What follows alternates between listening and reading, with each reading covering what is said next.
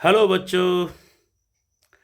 आज का प्रश्न है briefly trace the process of the unification of Italy.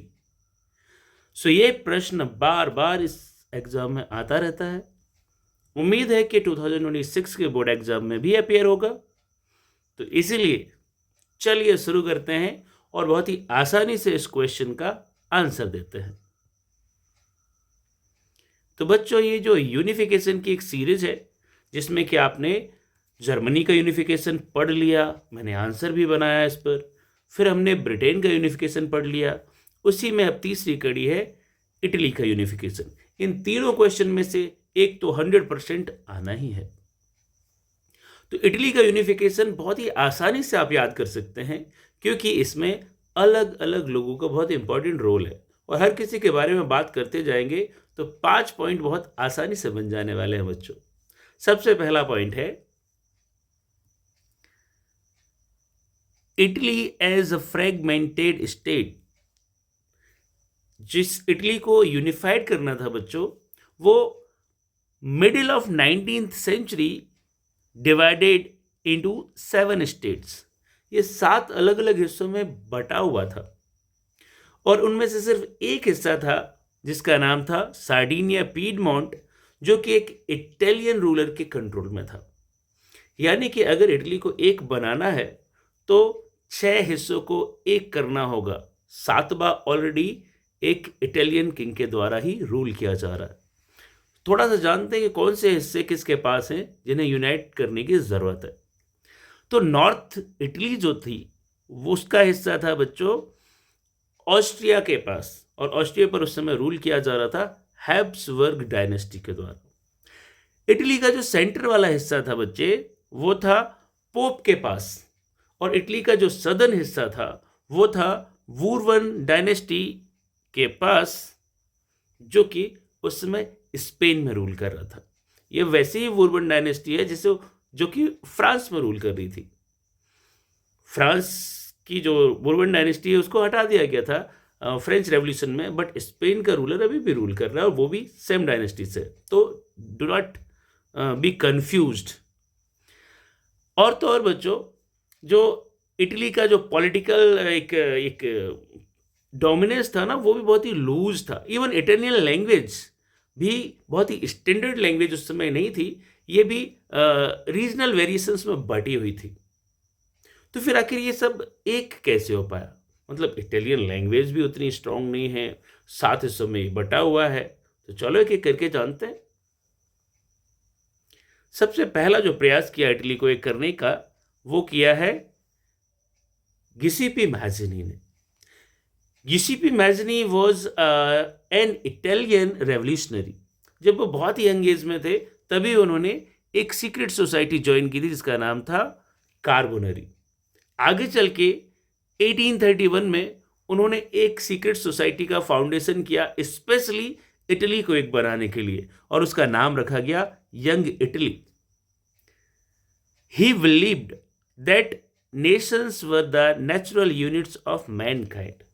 उनका ये मानना था कि नेशंस नेचुरल यूनिट है, और जब नेशन यानी कि कोई एक देश स्ट्रांगली एक होगा तभी वो आगे बढ़ सकता है।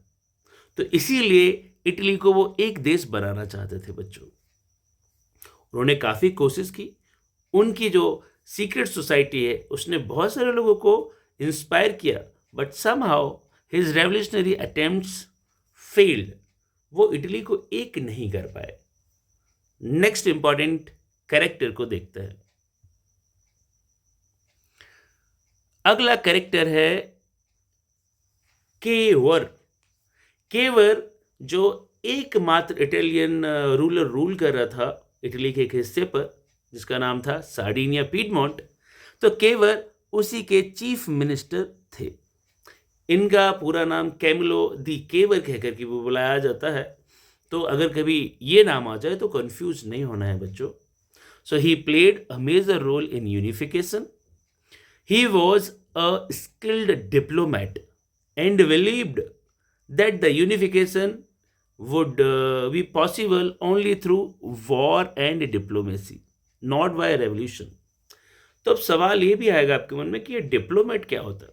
तो बच्चों डिप्लोमेट हर वो लीडर है जो कि किसी दूसरे देश के सामने अपने देश का पक्ष रखता है, अपने देश के बेनिफिट के लिए बात करता है और बड़ी चतुराई पूर्वक अपनी बात मनवा भी लेता है।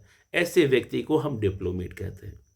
तो इनका मानना था कि सिर्फ लड़ाई से और डिप्लोमेसी से ही इटली को एक किया जा सकता है, ना कि किसी रेवोल्यूशन के द्वारा।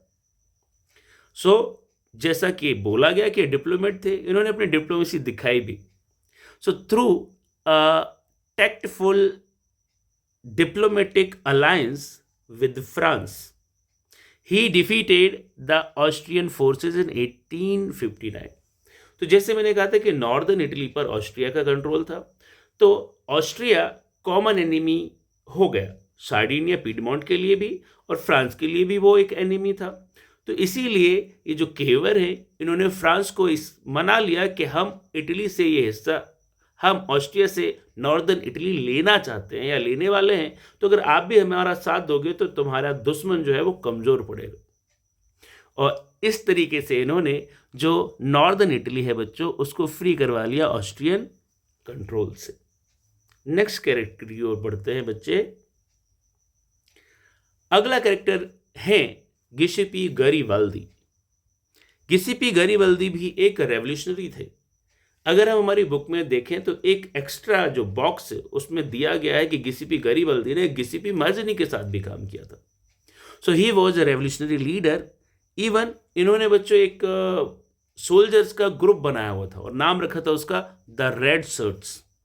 सो in 1860 he led an armed expedition to south Italy, जहां पर बूर्बन किंग रूल कर रहा है और सदर्न जो इटली है वो स्पेन के कंट्रोल में है, and the kingdom of two Sicilies.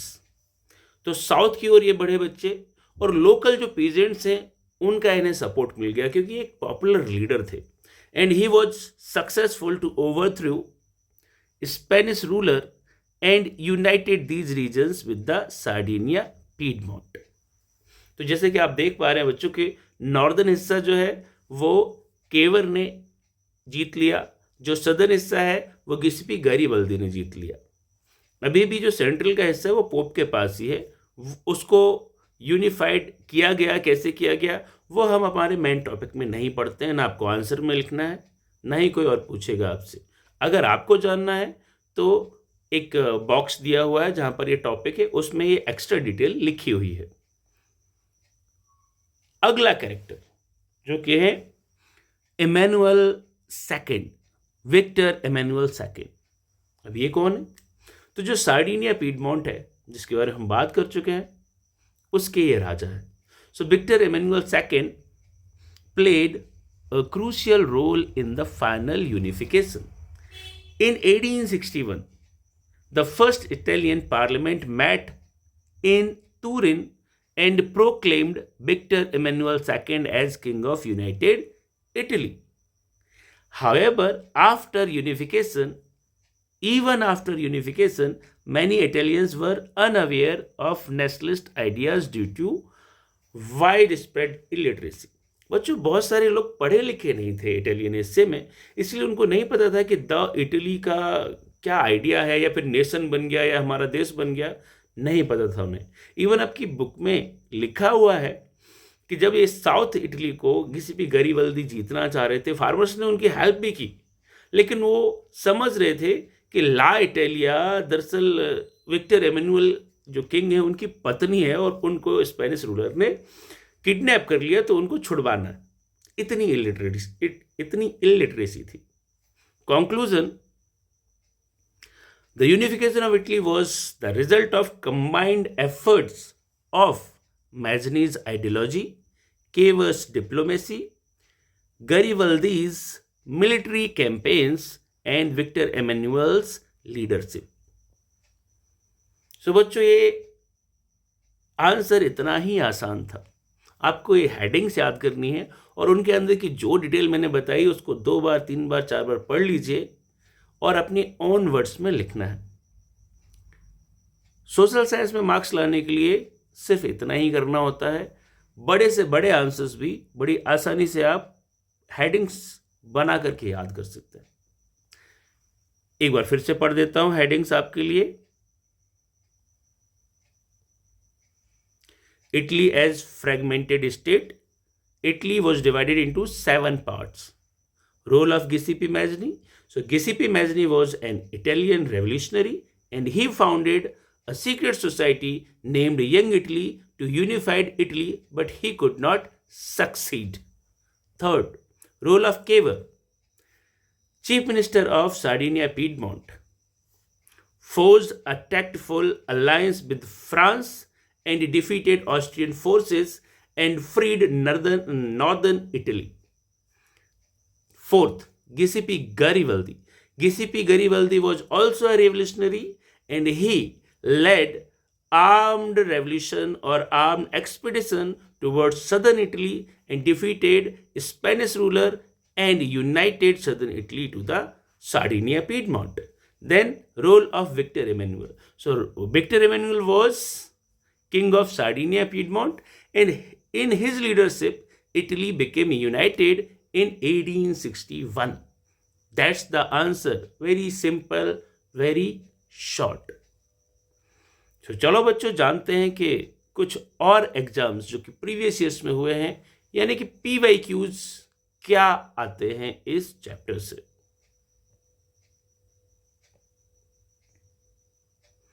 So बच्चों 2011 में एक क्वेश्चन पूछा गया था, briefly trace the process of unification of Italy, only 3 marks. 2012, explain the role of the following in unification of Italy: Giuseppe Mazzini, Count Cavour, Giuseppe Garibaldi. तो बच्चों हमने तीनों के बारे में पढ़ा हुआ है। 2013 में आया है, explain the efforts made by various personalities in unification of Italy. पढ़ लिया बच्चों। 2014, describe the role of Giuseppe Mazzini in unification of Italy. Same answer. How did Cavour contribute to the unification of Italy? हमने पढ़ लिया है बच्चों, केवर वाले हिस्से को लिख सकते हैं आप। 2016, Italy was unified by efforts of Mazzini, Cavour and Garibaldi. You can definitely answer. 2018, describe the role of Victor Emmanuel II in unification of Italy. So ये भी पढ़ लिया बच्चों हमने। 2020, why was Italy not a unified nation till the mid 19th century? Same answer बच्चों, it was fragmented into 7 parts. 2022 से 24 के बीच में बच्चे ये कॉम्पिटेंसी बेस्ड क्वेश्चन में आया हुआ है, जिससे कि identify the role of Mazzini, Cavour, Garibaldi, arrange events of Italian unification in correct sequence, source based question from NCERT paragraph. तो अब 2026 में किस तरीके से आ सकता है, कुछ एक्सपेक्टेड क्वेश्चंस हैं बच्चे, जैसे कि trace the process of Italian unification और role of Mazzini, Cavour, Garibaldi, why Italy remained divided till 19th century, role of Victor Emmanuel II, unification through war and diplomacy. So उम्मीद करते हैं बच्चों कि आपने कुछ लर्निंग ली होगी, और अगर आपको कुछ समझ नहीं आ रहा है, अभी भी डाउट मन में है, तो मैं यहाँ पर हूँ, please leave comment, I will try to answer and try to resolve your query. और बच्चों ये वीडियो आपको ज़रा भी समझ आ रहा है, आपको लग रहा है कि मेरे जो आंसर्स हैं वो आपको समझ में आते हैं, तो प्लीज़ सब्सक्राइब द चैनल और शेयर करिए अपने फ्रेंड से जो 10th क्लास में हैं। बहुत जल्द फिर से मिलते हैं एक नए क्वेश्चन के साथ, तब तक अपना ख्याल रखिए, कीप लर्निंग, बाय बाय।